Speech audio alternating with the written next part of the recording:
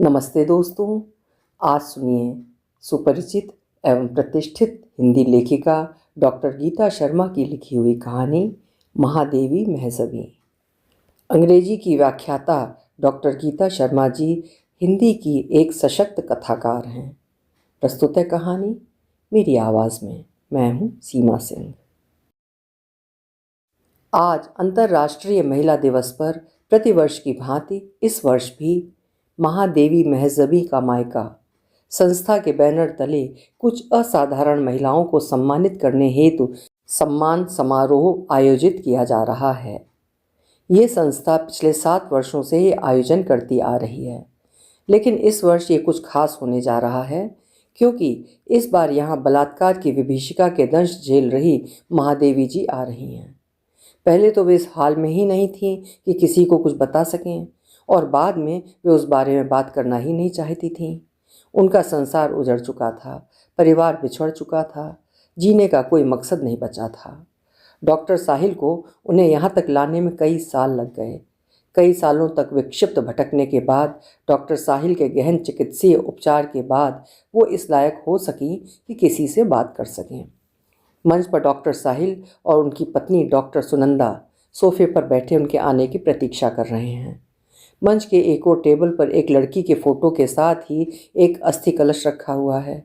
सामने लिखा है महादेवी महज़बी। थोड़ी देर बाद मंच पर लगी स्क्रीन पर एक फिल्म दिखाई देती है जिसमें रह रहकर कुछ चित्र उभर रहे हैं, जिसमें एक महिला बेहद फटे पुराने या कहें चीथड़े हो चुके कपड़े लपेटे हुए बेहद दयनीय स्थिति में नजर आ रही है। कभी कचरे से बीनकर खाना खाते हुए तो कभी भीख मांगते हुए। पूरा शहर उसके होने से अनजान, उदासीन और बेपरवाह। कभी कोई कुछ दे देता तो सिर नीचे कर खाते हुए जोर जोर से रोने लगती, तो कभी बिना बात हंसती जाती है। उसने अपने को शॉल से पूरी तरह ढक रखा है। जब भी कोई बदमाश उसके शॉल को खींचने की कोशिश करता है तो वो हिंसक हो जाती। लोग उसके आसपास से गुजरते हुए डरने लगे थे।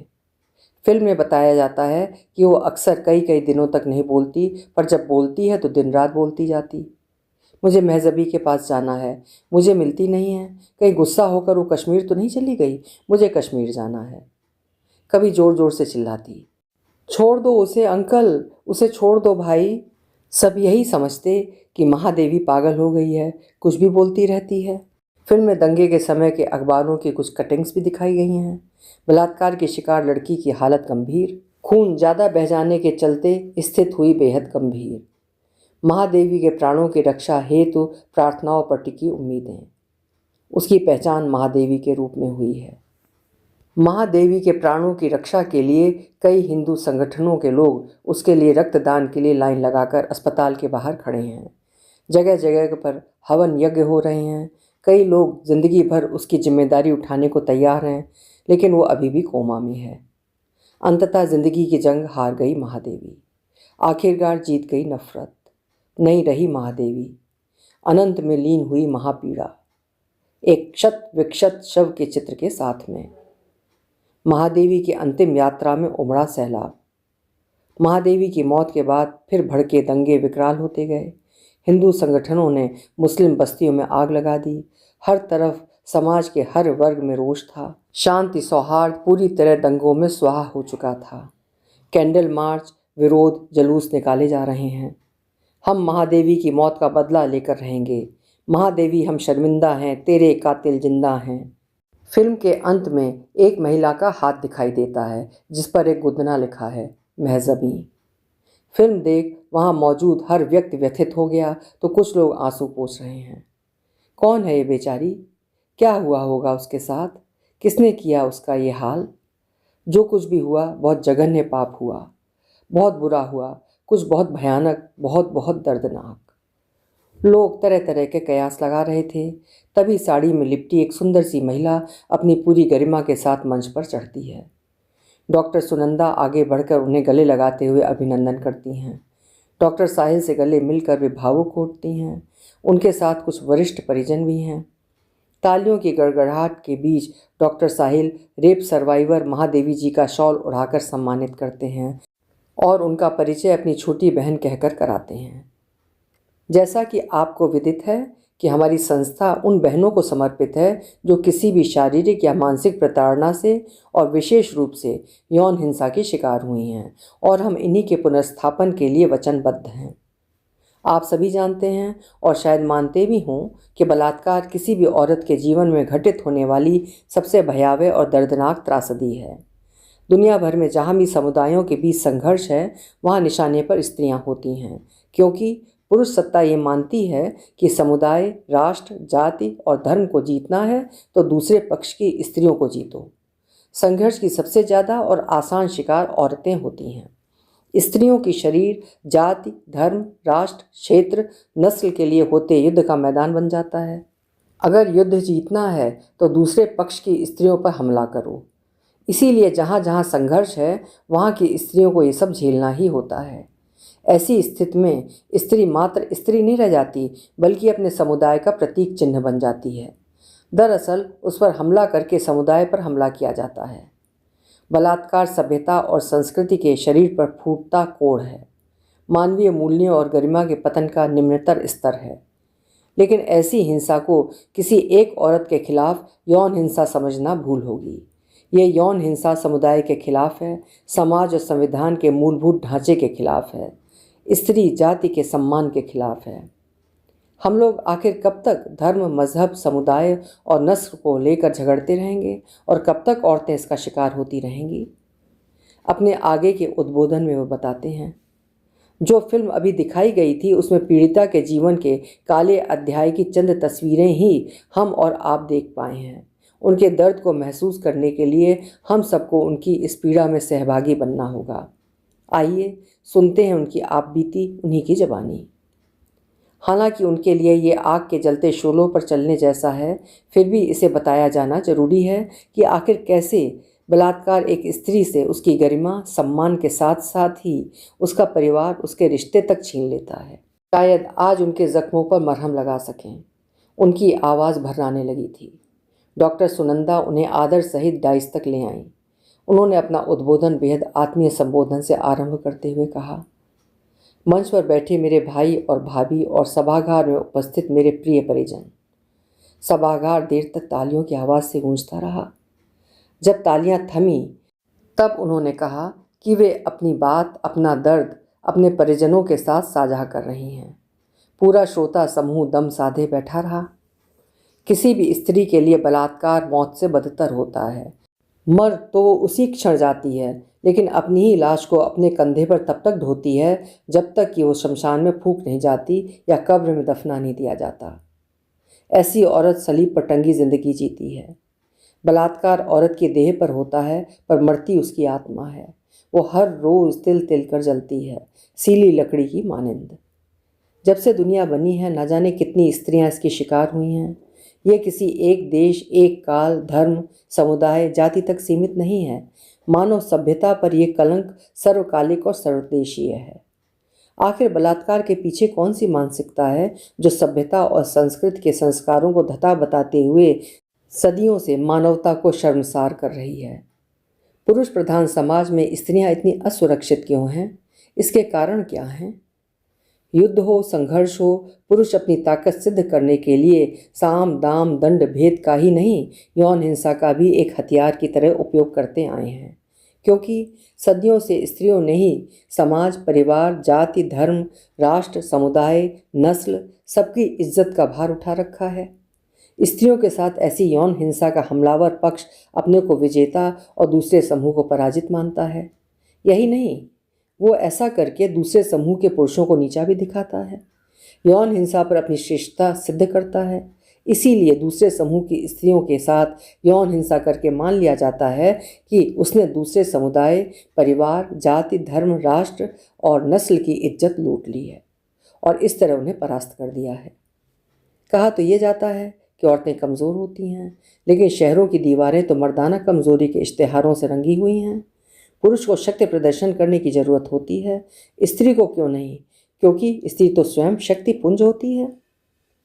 हमारे देश में जब जब स्त्री की अस्मिता को भंग करने के कुत्सित प्रयास किए गए तो महाभारत युद्ध हुआ, लंका दहन किया गया, दुराचारियों को दंडित किया गया, रावण दहन, समाज को ये संदेश देता है कि यदि आप नारी गरिमा का बलात् अपहरण का प्रयास करेंगे तो सदियों तक संततियां आपको दंडित करती रहेंगी।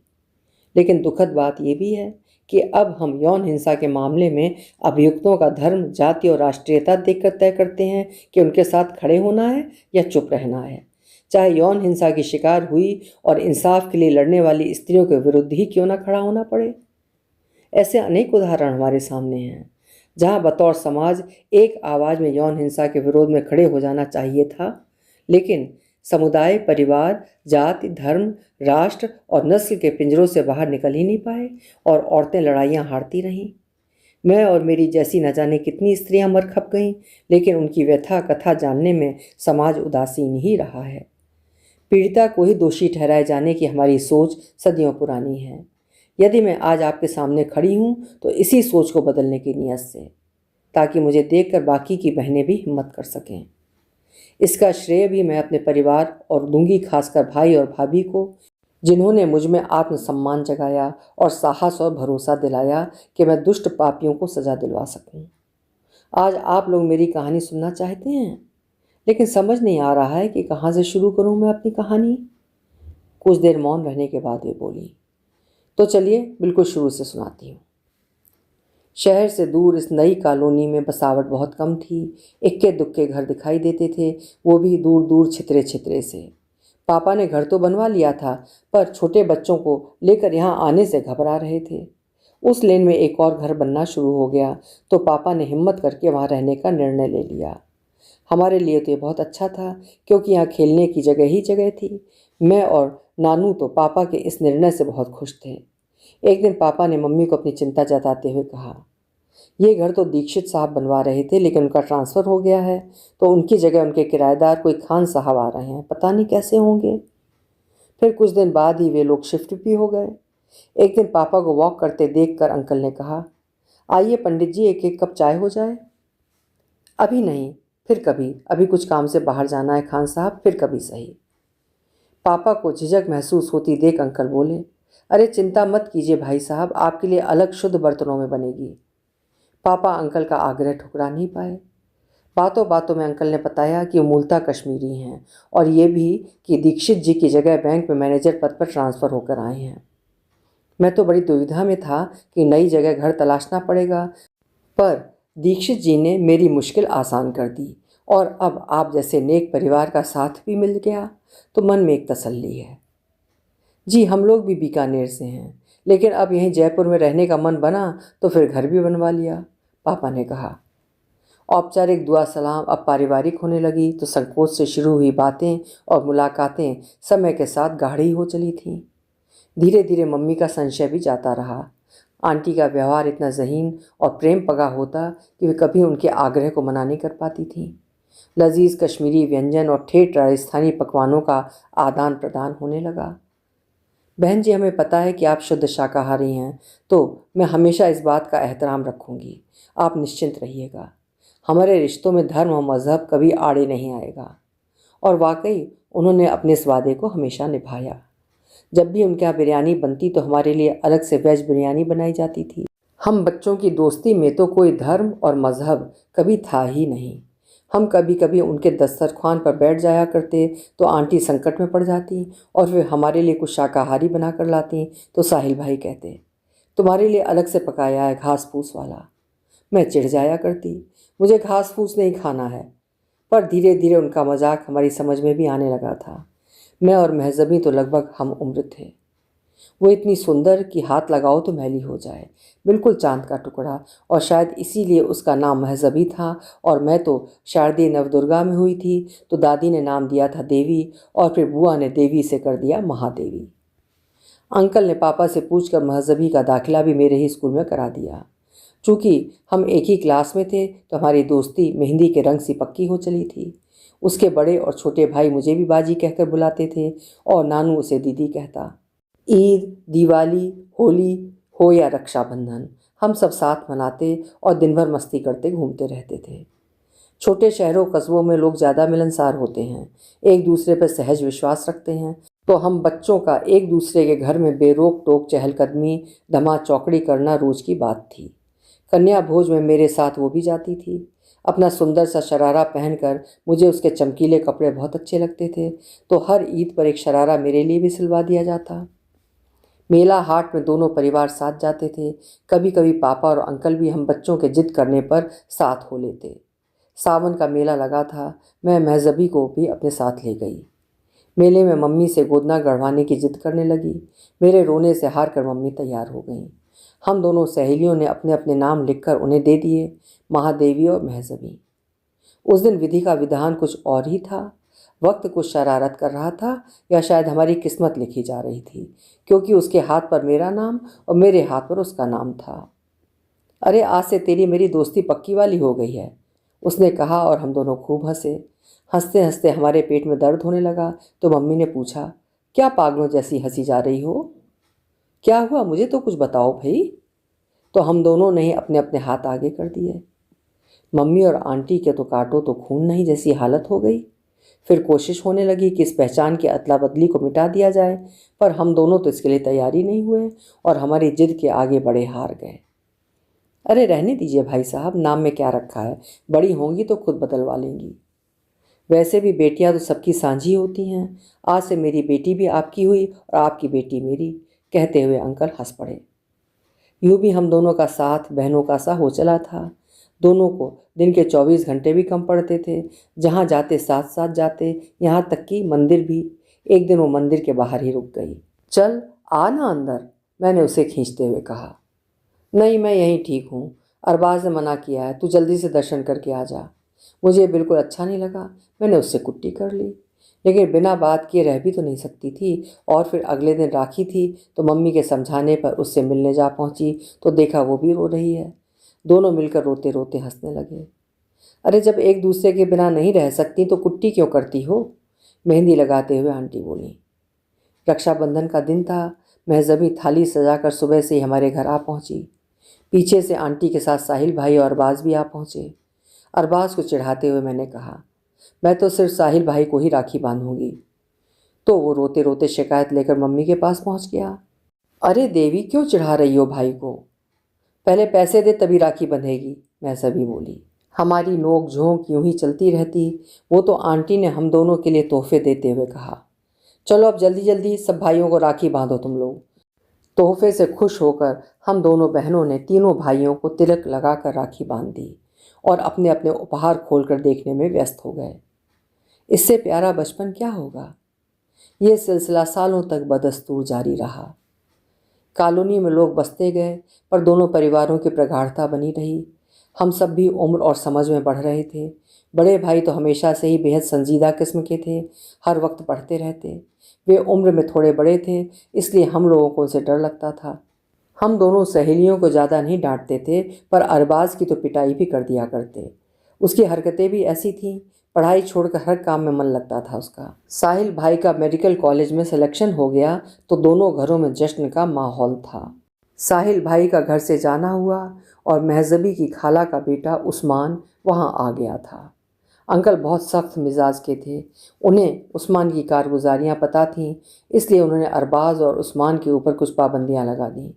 उस्मान की संगत में अरबाज की गतिविधियाँ बदलने लगीं तो अंकल ने उसे वापस भेज दिया, पर जो विष बेल के बीज उसने अरबाज के दिमाग में बो दिए थे, वे समय के साथ उसकी सोच को और विषैला बनाते जा रहे थे, जो उसकी बातों में अक्सर आ जाता था, विशेषकर रोहन से बात करते समय। खैर, जब साहिल भाई मनोचिकित्सा में पीजी कर रहे थे, तब हम दोनों का सिलेक्शन भी मेडिकल कॉलेज में हो गया। साहिल भाई की तमाम हिदायतों और समझाइशों के साथ हम दोनों हॉस्टल जा पहुँचे थे। समय पंख लगाकर उड़ रहा था। सब कुछ ठीक ही था सिवाय अरबाज की आदतों के। हम सबको उसकी बातों से अलगाव की बू आने लगी थी। अंकल ने सख्ती की तो एक दिन बिना बताए कहीं निकल गया। उसकी ये निकासी उसे बहुत दूर ले गई। खूब ढूंढा गया, पर उसका कहीं पता नहीं चल सका। कोई कहता कि वो किसी कश्मीरी अतिवादी संगठन में शामिल हो गया है, तो कोई कुछ और। आंटी का तो रो रो कर बुरा हाल था, पर कोई भी संपर्क सूत्र हाथ नहीं लगा। हताश होकर अंकल ने अपने कश्मीरी रिश्तेदारों से मदद की गुहार लगाई, लेकिन उसका कुछ पता न चल सका। रक्षाबंधन पर हम दोनों बहुत दुखी मन से घर जा रहे थे कि अचानक आंटी ने उसके लौट आने का शुभ समाचार दिया।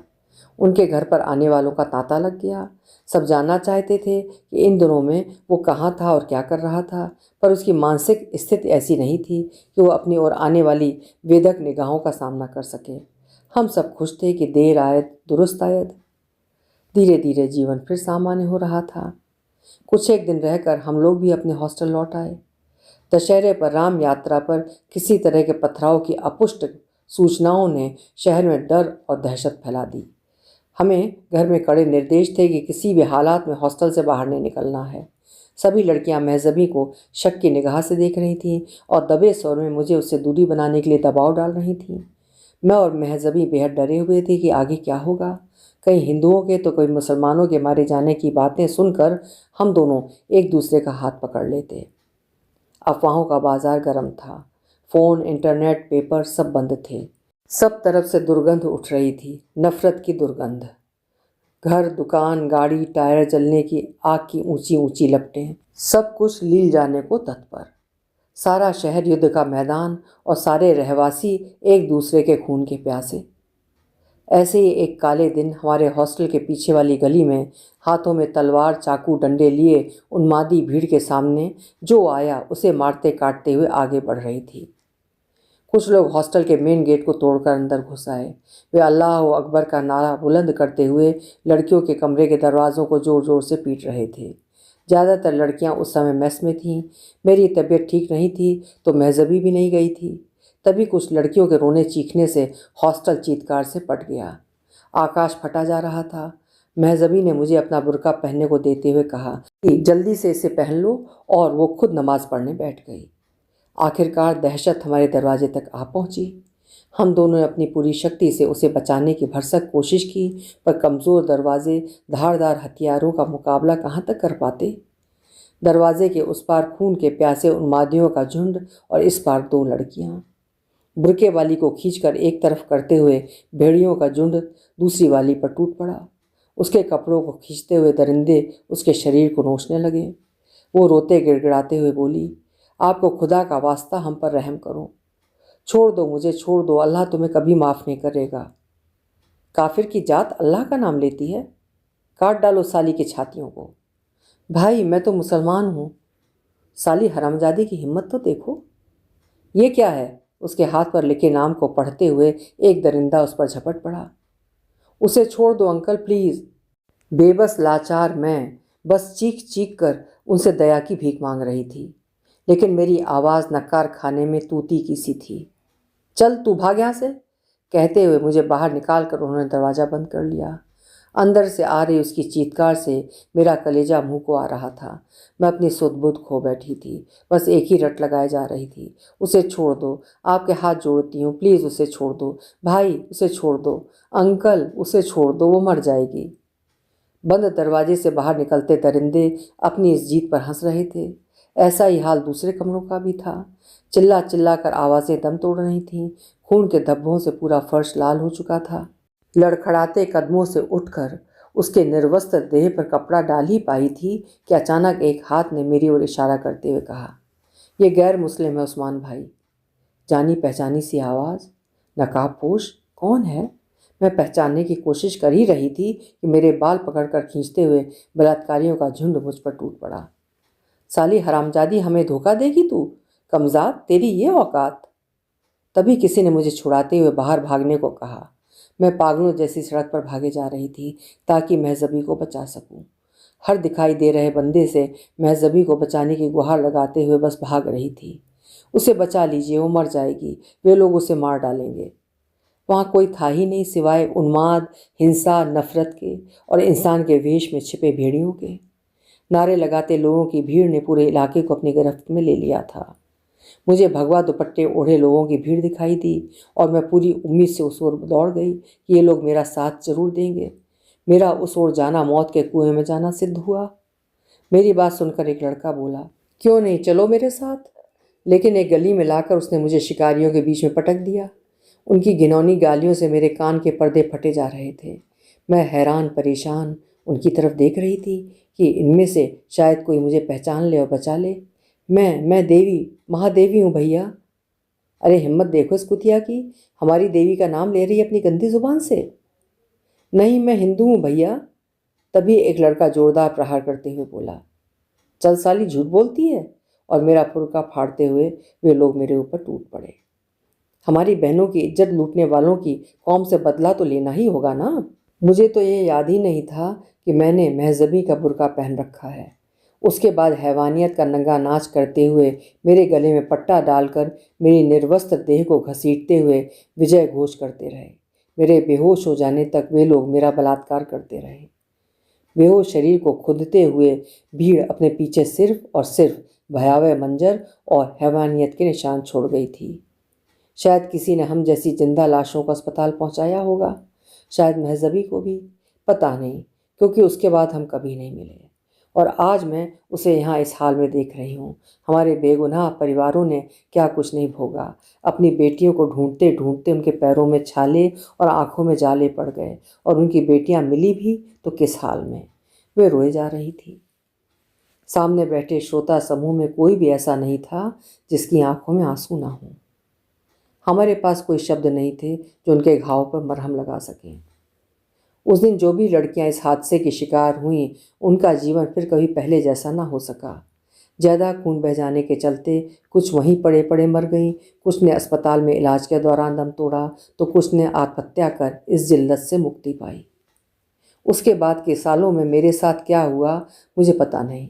कैसे एक शहर से दूसरे शहर पहुंचा दी गई और किसी मुस्लिम संगठन ने मुझे सहारा दिया।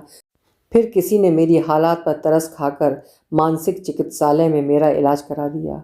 5 सालों तक मैं अपने हाथ पर लिखे महजबी के नाम और पहचान पर जीती रही। यही सोचती रही कि शायद महजबी को भी कहीं किसी हिंदू ने आसरा दे दिया होगा। बलात्कारियों का कोई धर्म और मजहब नहीं होता। उन दरिंदों ने उसे इसलिए मार डाला क्योंकि उसमें उन्हें महादेवी दिखी, और मेरा शिकार इसलिए किया क्योंकि मुझमें महजबी नजर आई। कोई हम में अपनी बेटी, बहन या माँ देख ही नहीं पाया। काश कोई रोक कर कहता, मत करो ये अत्याचार। काश कोई बता पाता कि तुम्हारी ये जीत ही तुम्हारी सबसे बड़ी हार है। आखिर कब समझेंगे लोग कि बेटियां तो सबकी साझी होती हैं। और क्या ही कहूँ। तुम घर गुजरो उस राह से कभी तो देखना, जमी कितनी धंस गई है, झुलसी घास कैसे करहा रही है, पेड़ों से हरे पत्ते तक झड़ गए हैं, फूल सारे मुरझा गए हैं, पक्षियों का कलरव मौन है, पर्वत का कलेजा चटक गया है, घाटी में सिर्फ चीखें लौटती हैं, परत दर परत पूरी पिघल चुकी है बर्फ, सूखी रेत हो चुकी है नदी, गुमसुम तितली ढूंढ रही है बैठने को एक डाल, हवाओं में दूर तलक दुर्गंध है, तालाब में सड़ांध का साम्राज्य है, दिन का चेहरा हो गया है स्याह क्यों, कैसे भरभरा कर गिर रहे हैं सभ्यताओं के ध्वज स्तंभ, भीम बेटवा की गुफाओं के गाल पर ठहरे हैं स्तब्ध आंसू, प्रगति के मील के पत्थर पर अंकित है सिर्फ शून्य। ओह ओह ओह से प्रतिध्वनित होता ब्रह्मांड, पूछोगे तो गवाही देने उतर आएंगे शर्मिंदा सूरज चांद। क्यों झुका दिए हैं आसमान ने अपने कंधे, गड़ जाओगे शर्म से तुम भी वहीं, जहाँ किसी स्त्री को निर्वसना कर हंस रही है एक निर्लज्ज भीड़, जहाँ मरणासन्न चिड़ियाँ पोंछ रही हैं अपने नोचे गए पंखों से बाजों के स्खलित वीर्य। अगर थोड़ा सा भी इंसान बच गया होगा तुम्हारे भीतर, अगर किसी तरह राजनीति का हिस्सा बनने से बचे हुए हो अभी तक तुम।